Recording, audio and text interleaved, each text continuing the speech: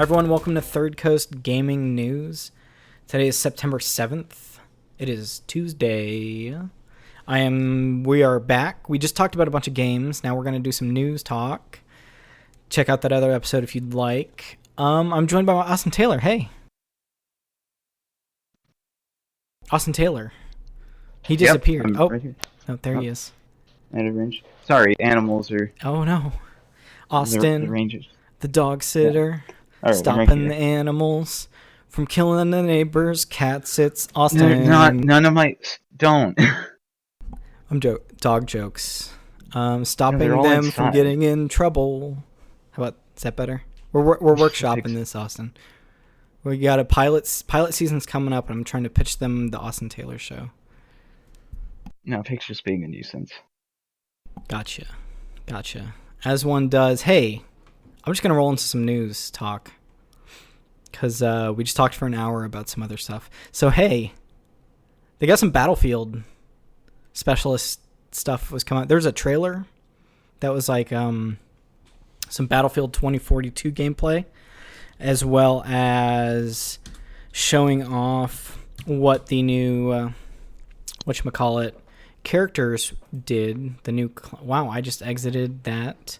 But there are... I think they showed off 4 new specialists that are going to be in Battlefield 2042. Let me see what they were again, because I just closed this link. One of them is a medic, who I think they've reworked since a previous one. She used to have a dart, or she used to have an ability where she could revive people from far away with like a... It's almost like a gun defibrillator is what I'll call it. It shoots at people to revive them. Now you just shoot at people to heal them, which I think that is pretty cool. Pretty into that. That is... I think that's that's Maria Falk. They're a combat surgeon. It's a Surette pistol, is what it's called. It fires syringes at people. And you can revive players with full health, whereas I think some other medics don't revive people to full health. So I guess they're kind of trying to balance reviving, because that comes up a lot. Like Austin said, he's going to play might play some Battlefield 5 with some people. And at this point in that game, you're going to see medics running around between all the people who are killed, bringing them back. So that it's like a lot of... That's how lines are pushed in Battlefield, is that whoever has the most bodies and the best shots, like you're pushing that objective, or they're pushing against you. So there's like some balances with medics that's going to be going on a little differently. Yeah. I mean, the implication of, like, has a pistol that just heals, doesn't revive, is that, like, there will be some survivability to, like, characters, like, that is greater than, say, what you'll find in, like, a Call of Duty. Yeah, which I think is interesting. Where in previous games, like Battlefield 3 and 4, you would have a medic and they would throw down a box behind cover or further back to people would pick up ammo, and points where there's a no man's land area where people are getting shot at. The box usually goes behind that. Or the medics, in like 4, you could throw med pouches at people. Or in Battlefield 5, you would have there is a medic box at your deployments where each character can hold 1 medical pack. And when you use it, you have to be resupplied. And the medic will throw those at extra people or have a box down. But you used to not be able to heal yourself unless you get it thrown at you from a medic or you pick it up from a box. But in 5, they changed it where you have 1. You have a usable one. So this is interesting that you're going to have someone... Like, if I were playing this character, I would have them behind no man's lands. But also, like, there are people in front of me shooting, and I'm going to pop up. I'm going to be behind cover without people looking at me, shooting at my teammates. It's a pistol, so it doesn't have the best range, so you kind of have to be close enough to them. But I think it's cool. Like, I could see there's a support person with a large machine gun far away from a target, suppressing fire. They take a couple shots, and I'm going to fill them back up. Because that's, like, someone who could use a little more of a health drip, more than, like, an assault person who runs up, dies, comes back, runs up, and, like, rushes. Which brings me to the next assault class, which is Webster McKay. They have a grappling hook, so you can grapple to targets, and then you are like ziplining along them. And then you have nimble, which allows you to have quicker aim down sight speed and enhancing their speed related abilities. There's a engineer. His name's Boris, and he throws down a sentry turret, and it will spot people, and when you're close by, it does some stuff. And this is all the battlefield specialist classes that are more like the hero classes that are different from your regular spawning engineer, sniper, medic, or assault, and they're all pretty cool. And then there's a sniper here who's a recon who has like a drone you can throw up, and then this really bummed me out because the actor who plays Irish in Battlefield just passed away recently. I think. Yep. What's his name? I only know him from a couple of things. It's Michael K. Williams. Yeah. So that bummed. I think he passed away at 54. Yeah, and he was a character in Battlefield 4. I know him really well from The Wire. So that sucks. But yeah, I in honor of that, it's weird to say it, but I should probably play as him more in Battlefield. I don't know. But there's kind of this, the mocap is really good. Like they put out a video with him doing a scene. There's like it's like a 5-minute Battlefield video talking about story moments for characters, and there is one for Irish that is done very well by that actor, and that like the mocapping for his face, and like there's a lot of him talking to people about like there's a big climate change war going on, and it's a bunch of factions that are not with countries fighting each other, and so he is talking to people about this becoming more prominent. So it's like before 2042. So it's cool. There's a bunch of new gameplay for this, and I'm ready for Battlefield. So very excited. Yeah, this all seems like, I'm not sure like how this compares to like previous Battlefields. I'm sure there's like, similarities and differences. Like, it's seemingly more hero shooter than I ever thought Battlefield was, or at least in my experience with Battlefield. I haven't touched Battlefield since for a long time. So like, yeah, this seems fun. This seems interesting.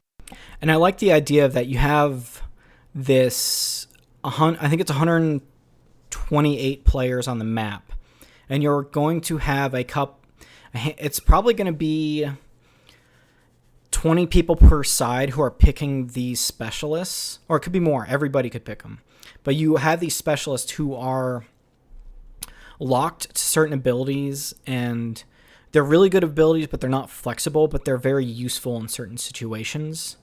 And I think, I'm wondering if it's only one of these guys up per time, or if there's more. But yeah, in other Battlefields, in Battlefield 5, you load out your weapons, you pick your equipment that is locked to like the sniper. So you would have like a flare or a respawn beacon. So those were customizable. And then you had a couple of traits, like there's a Pathfinder trait, which anybody can spawn on your spawn beacon, whereas normally it's only your squad that can spawn on that. And then you can spawn on anybody's beacon. And then there's another one that is whenever you shoot someone as a sniper, it'll keep them pinged, which is like their marking system. So there's a couple of those different things for every class where you have some choices. But in this, they are getting rid of, I think, a medic box. Any class can take a medic box now. It's not just the medic.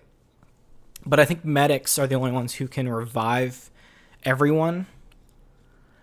And then like Battlefield 5 has squad respawns where you can, or squad revives, where you can walk up to anyone in your squad and revive them. It takes longer. But I think they're letting anyone have a rocket as well.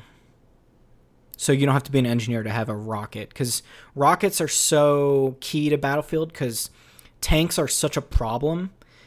It's a solvable problem. You just have to, if you have a squad, they can be a tank busting squad. But if you're by yourself, it's a little tough to like bust tanks because tanks can push objectives because they're really fast and like almost blitzkriegi in that they can just like heavy armor, really hard to kill, can take out a bunch of people. So I'm curious what this. We have this bigger map. We have all these different classes. I'm curious how that sandbox is going to mix and stuff. Yeah. Yeah, I think that'll be like we're getting pretty close to it, so that'll be interesting to see as their marketing like is thrown out in full force. I think it's October. Still crossplay.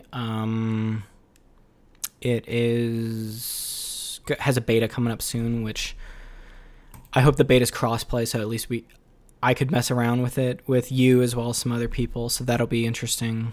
Because they have like a closed beta for people who pre-order, and then usually after they have like an open beta for everyone to download. And moving on, hey, this kind of showed up today. Is that Alan Wake is getting remastered for PlayStation, Xbox, and PC. This is Remedy working on it. It seems like they partnered up with Epic's publishing arm to have this be made as well as another side project. But this is cool. I never played Alan Wake except for more than an hour. It's a little clunky, but I think the storytelling is really cool and it plays a lot in the Stephen King small town or even like horror genre stuff that's really fun. It's like it's very sort of someone's working very hard to emulate Stephen King in that game. I don't think it works that well, honestly. Like I made it probably 5 hours into Alan Wake. I think there's just some stuff with it that I'm not super into. But seeing this remastered, I know a lot of people who really dig this game. And they'll be excited at least. Yeah, and I would love to play through this because you see, like there is that weird television show that shows up in this game, much like the weird stuff that you can see on TVs in Yeah, Control. it's like this is really the first time where now that we have like Control and like Control has released its basically an Alan Wake DLC. Um, there is this kind of feeling in Alan Wake that it's trying to emulate Steve King, but in the city that you're in, there's like the sort of uh, isolated city you're in. It's also emulating a bit of Twin Peaks in like the relative strangeness and like the methods they use to introduce that, such as the Twilight Zone esque show that Alan, I believe, has either pitched scripts for or has written on within the game's universe. Yeah, because he's a horror writer who weird things happen to, which is like a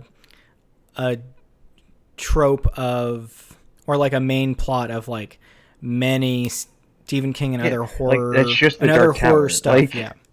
it's just the conclusion of the Dark Tower. Like when Stephen King inserts himself into that book series. Oh, spoilers! I didn't know that's what happened. Damn, It's Austin. I'm joking. you gonna read all eight of those No, I'm not gonna goddamn read books? 8 books. I'm gonna wait for the TV show to come out and then it Oh, get that's not canceled after happening. 3 seasons and not be finished. But like Misery is like about an author that stuff happens to, and I think I'm trying to remember there's some other ones that do it too. Yeah, Anyway, there's a doesn't lot. matter. There's a lot. It's a very popular topic, like heavy, not heavy. For a Secret Window, the Johnny Depp one. I can't. Is it Secret Window? I I'll have to look I at don't my know, but yeah, like list. this is like a survival horror game where you're an author who goes on a trip with his wife to a secluded town. You get to your isolated cabin. You're given the key to the cabin by like a witch in the back of a diner who's like menacing you. She like gives you the key, and you're like, oh, well, thanks. I guess we'll just go to this cabin. Like as if any reasonable person wouldn't meet this woman and then immediately be like, we need to go.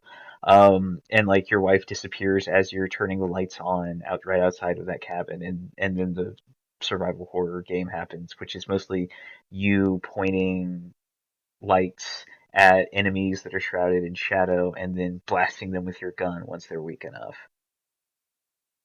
Yeah. So yeah, I'm curious for a remaster. It could be they could do some stuff with it to make it a little easier to play. We'll have to see. Yeah, I found it. Okay, it's Secret Window. It's based off a Stephen King short story, and it stars Johnny Depp from 2004. And it's an author with writer's block who goes to a cabin, and bad things start happening. Like someone kills his dog, and some other shit happens. And it's a fun 90-minute movie from 2004. Highly Yeah. recommend.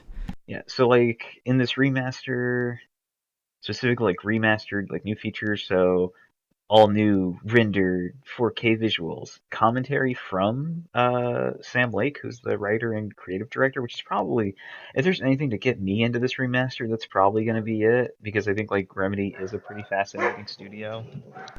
Some stuff's going on, so I'm taking over for a second. But yeah, So has like the okay. expansions. Yeah, this stuff's cool. I'm ready. Did they say when it's coming out, or they just talk? It will come out at some point. I Yeah. think yeah, it's they say it's like almost finished, so I imagine either early next year or be by the end of this year. At the end, there's a little graph at the end that says it may be available this fall.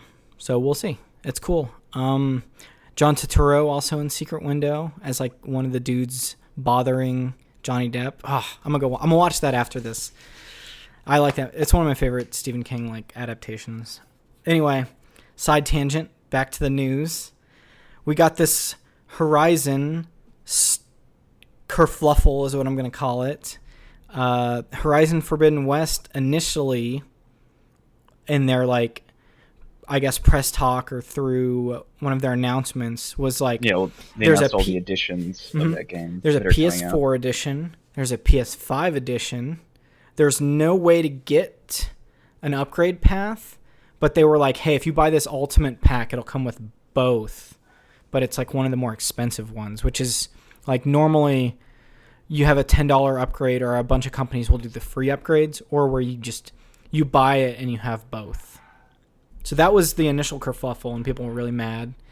I saw it on Twitter. It was about a half a day on Twitter of people talking about it. I was like, oh wow, that sucks. Sony, you should get better at this. You should have a idea. You should have a concept, or your platform should have the same thing for all of the games because it's been wildly different. Ghost of Tsushima's has been different. Death Stranding's has been different. And this one has been different. Now they've rolled that back, and I think it's just a free upgrade. Is that what it Yeah. was? So for Horizon, it is just a free upgrade for this game. That being said, going forward, Jim Ryan, who's the head of Sony or head of PlayStation, has specified that going forward, their first party games will come with a $10 uh, upgrade fee from like PS4 to PS5. Which applies to like God of War and Gran Turismo 7 coming Yeah, up, as like well as some other specifically, games. yeah, like Which, all their first party stuff coming going forward. yep, and I think there is a Sony event happening very soon, a couple days today. Don't remember. Thursday. So Thursday. there's a showcase happening Thursday. So we're probably going to maybe some new games, probably talk about some tech and hardware, probably some other stuff. Hey, I'm stuff like this has made me it's weird, it's like if I bought a PS5, you're buying these $70 games and stuff. I don't know, it's kind of cool. I'm kind of glad I bought a Series S, and smart delivery is cool. Like if I was buying Psychonauts 2 on my Xbox One, I think you just get the Series S version as well. Yeah, They're just like, free, I think. like the thing is like Microsoft's status in, or like its sort of positioning by the end of this last console generation, and going into this current series of consoles, like they are at a spot where they realize they really need to work as like improving their service to bring people onto that platform, because the install base for the PlayStation's huge. So that's how you get like a prioritization of things like Game Pass and smart delivery. Whereas the PlayStation, they obviously aren't thinking about this thing, right? Like in order to get both a PS4 and PS5 version of Horizon, you had to initially pay $80, right? At least for that digital deluxe edition. Um, it's not super good. Like the fact that this is even like a thing that had to be rectified and sort of altered is ridiculous. And it's such a Sony thing. Sony, Because yeah. yeah, because no one like PS5s like aren't probably aren't going to be widely available next year. Like we're in the middle of like a chip shortage. Yeah. And we're also at the point where, okay, PS4s were 3-1 to Xbox. I think that's about the comparison. But yeah, everybody wants PS5, so they're much harder to get. So people, like, in my mind, I was like, if I didn't get an Xbox, I was like, I'll buy some of these PlayStation games, and then when I get a PS5, I'll be able to play them.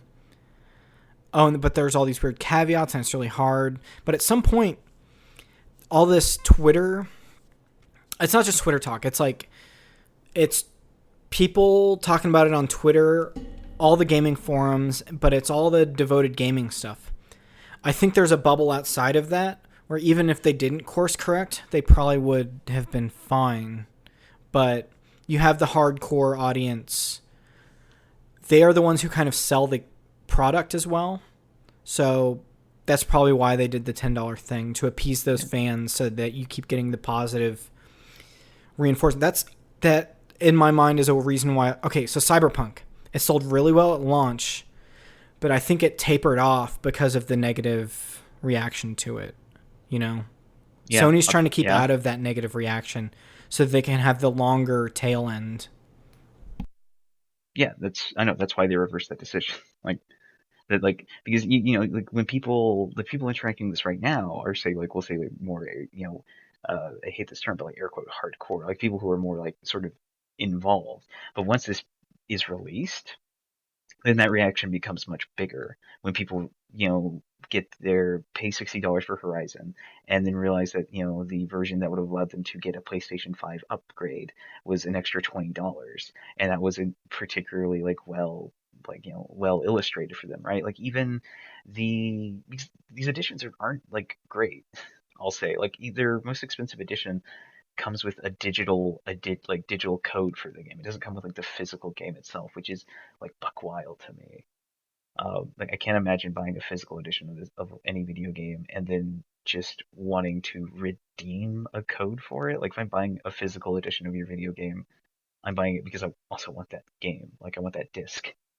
Yeah, yeah. So Um, that stuff's really weird. Yeah, and Sony's it's still being weird in this.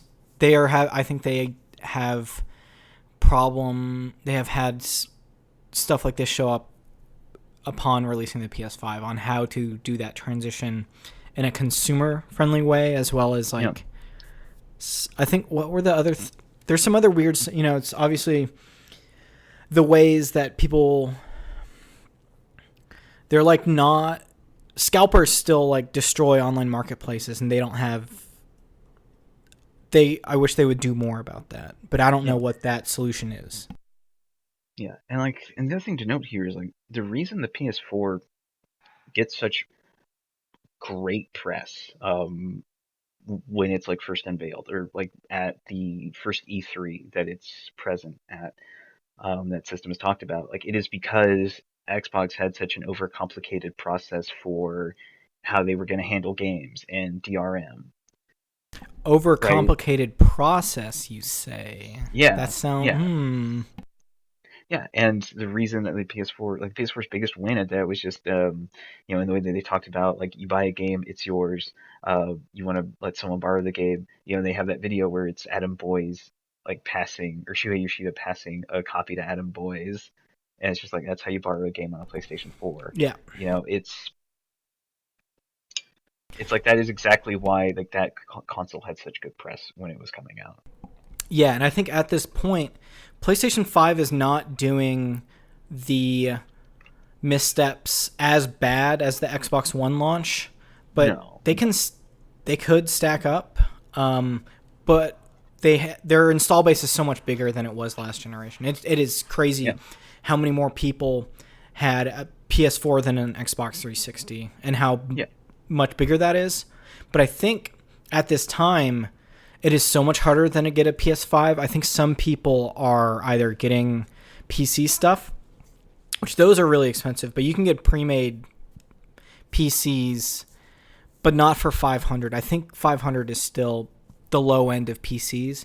But I think, Yep. like, if someone wants a console right now, it's a lot easier to get a Series S for 300, or it's probably pretty easy to get a Series X too. So I think Microsoft is at a really good advantage where maybe they're not the console everyone wants, but they have a $300 box that has a subscription service for $10 a month I where you can just get anything that I mean, Microsoft puts considering out. production right now, I'm not going to assume that this is going to lead to any sort of substantial advantage for Microsoft. I think like at this point, Sony's probably too big to fail, and they kind of know it, and that's a problem. Yeah, I think that too. I think more than anything, I don't think this is going to lead to Xbox really gaining huge ground because, like, I mean, it's also selling. Like, it's also hard to get that. Like last holiday season, I was moving probably just as many Xboxes as I was moving like PlayStations at Best Buy when I was working Yeah. retail at Best Buy. I'm not, they're not sending me consoles to send out to people. No, but from my experience between getting these two, I have seen that it seems like the path to an Xbox is probably a little bit easier. They don't sell out as fast as the PlayStation. That's about all I'm saying. But yeah, it's still pretty hard to get both of these. I agree with you. Let's see. I think we've I think we've talked that through.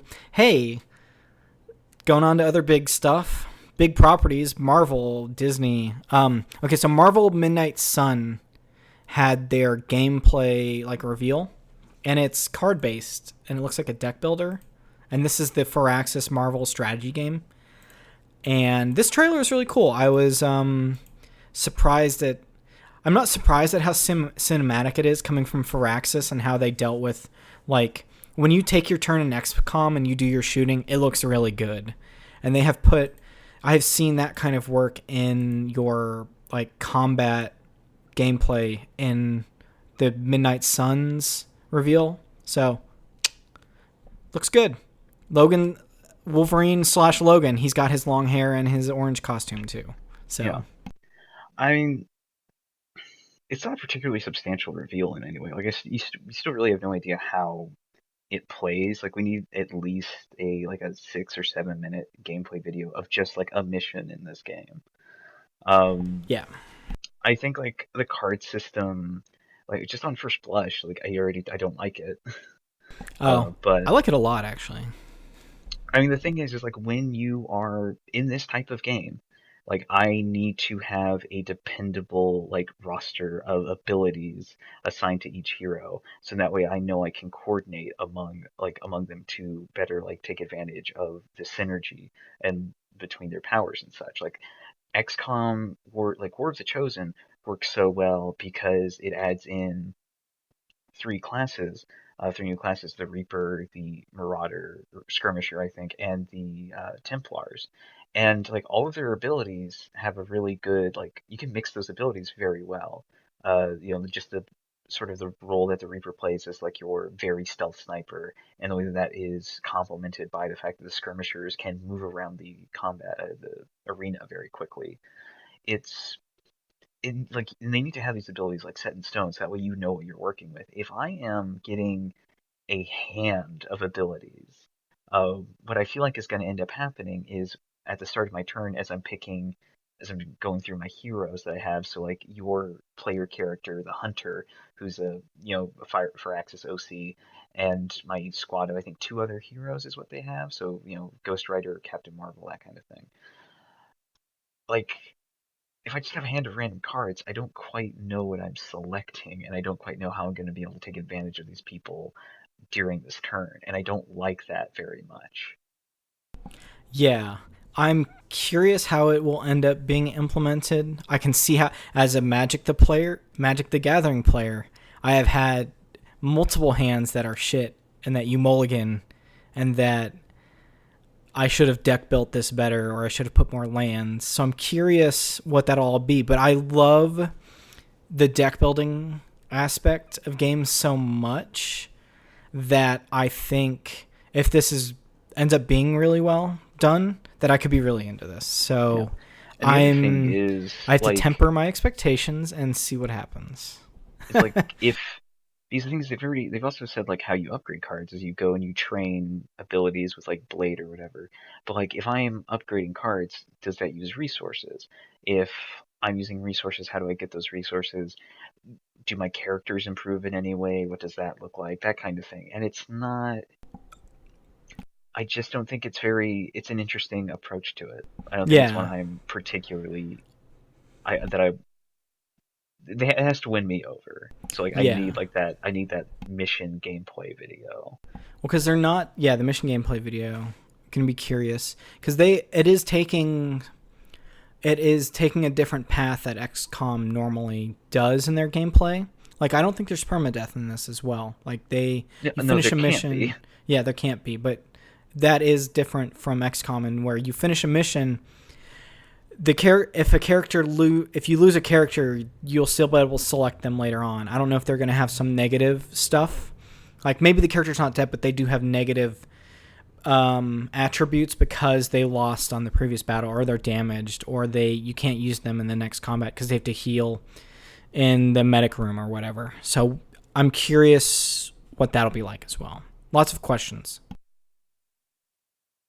Yeah, like it's definitely I mean they were moving away from permadeath in XCOM Chimera Squad, but like if you're doing Marvel, you're not gonna get up to a point where like Marvel's gonna be like, yeah, you can permanently kill characters in your video game.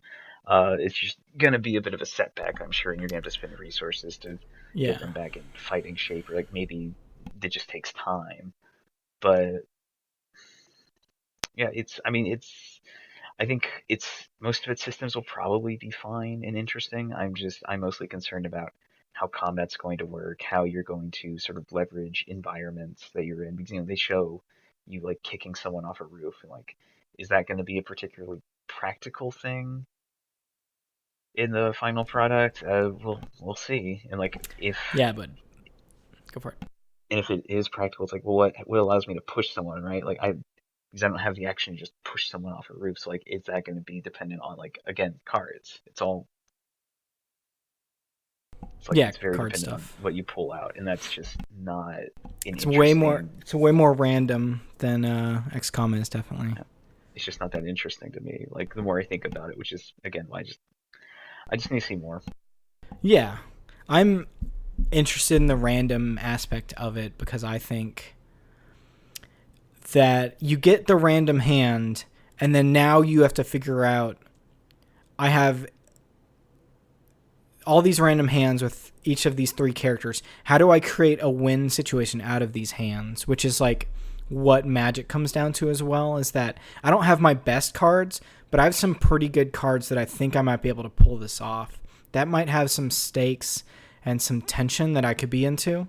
Yet again, I would love to play a demo of this to see how it actually all works out, because we've seen is this game has cards, and Yeah, we'll see what else happens from there.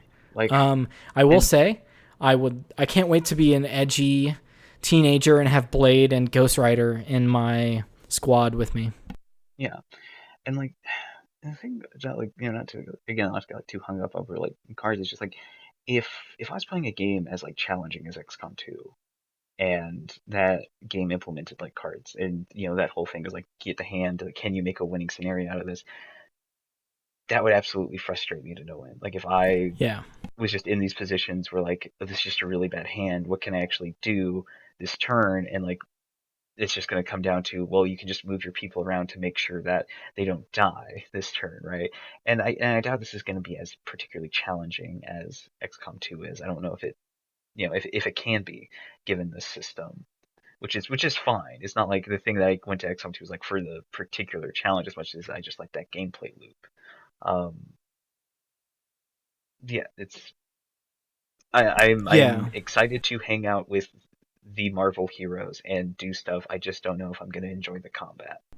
I think on a normal difficulty for this game, if they do end up having a normal difficulty work where it's just not as hard as the next difficulty up will be.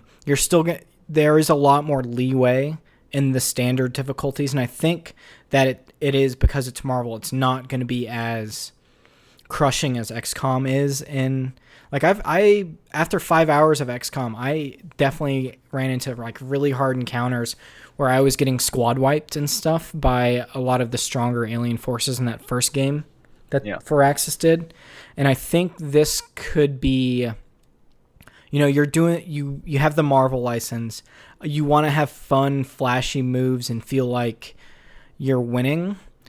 So like I would I could play an easy mode of this where have this group of ultimate badasses who never lose. And that's like a way I could play this game, because that's like what happens when you go see a Marvel movie, is that there is a struggle, but they're usually going to win at the end, and it's usually like they're pretty much unstoppable. Like you don't see a lot of characters losing in Marvel movies, unless it's a plot beat.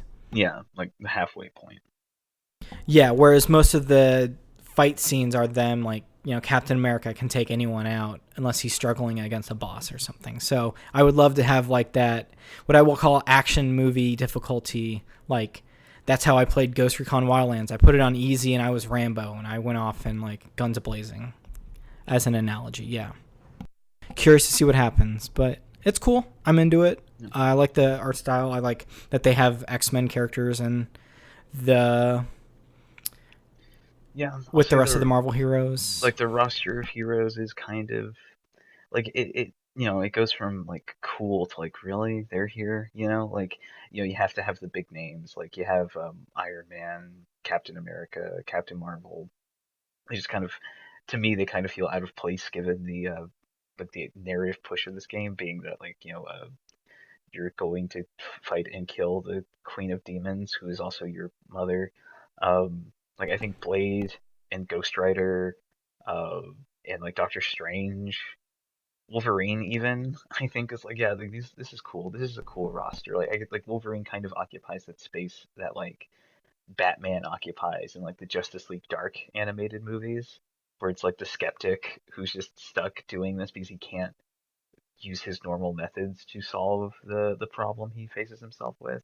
That kind of thing. Like I think he can fill that role, and that might be interesting. The roster is a mixed bag, but like I'm excited to hang out with some of these people. Yeah, so it should be cool. We'll see what else is going on. That Justice League Dark thing sounds pretty interesting too. I like a lot of DC stuff, so I'm gonna check that out. And thanks for joining me this week, Austin. Absolutely, thanks for having me.